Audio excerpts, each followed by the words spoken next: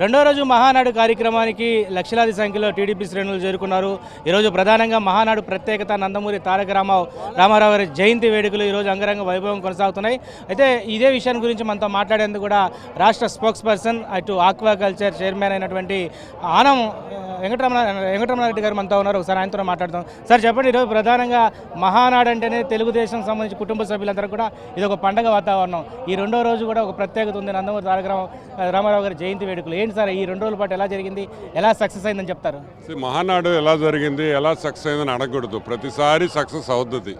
పవర్లో ఉన్నా పవర్లో లేకపోయినా ఇది కార్యకర్తల సమావేశం 100% సక్సెస్ అవుతుంది. దాంట్లో ఎటువంటి అనుమానాలు వల్లేదు. ఈసారి ప్రాంగణం పెద్దది, బాగా టెక్ మహానాడు అనాలి దీన్ని. ఎందుకంటే చంద్రబాబు నాయుడు గారు చెప్పినట్టు ఏఐ ఆన్లైన్ రిజిస్ట్రేషన్స్ కాడి నుంచి everything was technology based. Even registration attendance కూడా మొత్తం ఆన్లైన్ చేశాము. ఈ టెక్ మహానాడు అసలు మిగతా పొలిటికల్ పార్టీలకి అసలు ఎట్ట నడపాల మహానాడు అనేది this is the prime example using AI and other things.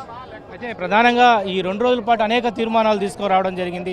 రాయలసీమలో తొలిసారి కడపలో పెట్టడం జరుగుతుంది. కడపకు సంబంధించిన గడ్డలో ఈరోజు టీడీపీ అడ్డా అంటున్నారు. మరి ప్రతిపక్షమే దీని మీద గొగ్గులు పెడుతుంది. మీరేమంటారు? ఈరోజు యాక్చువల్గా మేము పులివెందుల్లో పెట్టాల్సింది, పులివెందుల్లో స్పేస్ లేదు కాబట్టి, అకామిడేషన్ ప్రాబ్లం కాబట్టి కడపలో పెట్టాం. సో వాస్తవంగా అయితే పులివెందుల్లో పెట్టుంటే ఇంకా బాగుండేది. బట్ అన్ఫార్చునేట్లీ ఇంతమంది జనాభాని పులివెందుల్లో అకామిడేట్ చేయడం కష్టం కాబట్టి, ప్లస్ సిద్ధం సభల్లాగా మధ్యాహ్నం వచ్చేసి దొబ్బు తినేసి సాయంకాలం వెళ్ళిపోవడం కాదు. ఇది సుదీర్ఘ చర్చలు జరిగే మహానాడు, 3 రోజుల మహానాడు కాబట్టి పులివెందుల్లో మాకు కుదరలేదు కాబట్టి కడపలో పెట్టాం. మరోవైపు ఇటు రాష్ట్ర వ్యాప్తంగా కూడా కక్ష సాధింపులు జరుగుతూ ఉన్నాయి. కేసులు నమోదు చేస్తున్నారు, వైసీపీని టార్గెట్ చేస్తున్నారు.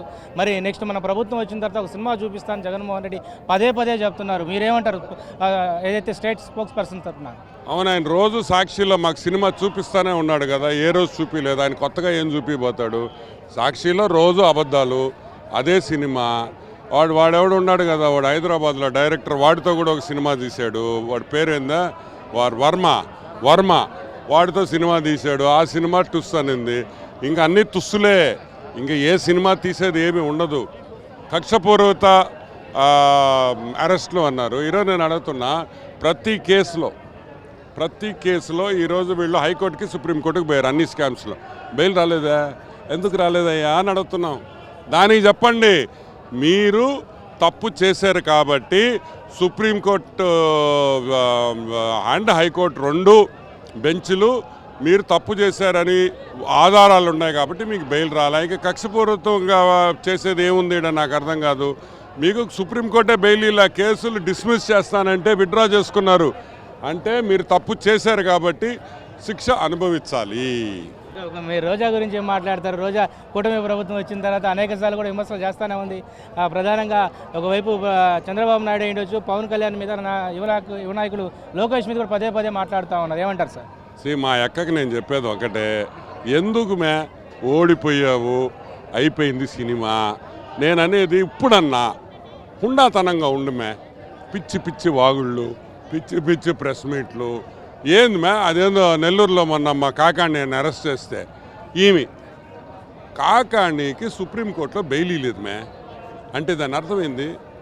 సుప్రీంకోర్టులో కాకాణికి బెయిల్ రాకపోతే ఏమన్నాలంటే చీఫ్ జస్టిస్ ఆఫ్ సుప్రీంకోర్టు అన్యాయంగా కాకాణిని మీద బెయిల్ ఇవ్వకుండా ఆపాడా?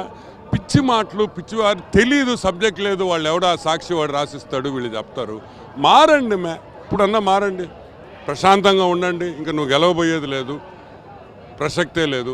కాబట్టి నోరు అదుపులో పెట్టుకొని మంచి సూచనలు, కూటమి ప్రభుత్వం తప్పులు చేస్తే మంచి సూచనలు స్వీకరిస్తాం, మారుతాం. మేమేమన్నా తెలియక తప్పులు చేస్తే చెప్పండి. అవి కానీ ఏదో ప్రెస్ మీట్ పెట్టి అంటే తిరుమల ఆ వెంకటేశ్వర స్వామి వద్దు నువ్వు రావద్దు అంటున్నాడు ఆయన.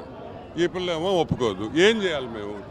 మొత్తానికి 3 రోజుల పాటు జరుగుతున్నటువంటి మహానాడు చాలా వైభవంగా కొనసాగుతుంది. ఈ నేపథ్యంలోనే రాష్ట్రంలో ప్రస్తుతం అయితే కక్ష సాధింపు చర్యలు లేవు. గతంలో వాళ్ళు చేసినటువంటి ఏవైతే ఉన్నాయో వాటిని పూర్తి స్థాయిలో కూడా లా ప్రకారం ముందుకు వెళ్తున్నటువంటి పరిస్థితి అయితే ఉందని చెప్పి ఒకవైపు state spokesperson Anam Venkataramana Reddy చెప్తా ఉన్నారు. ఓటీ స్టూడియో మహానాడు నుంచి.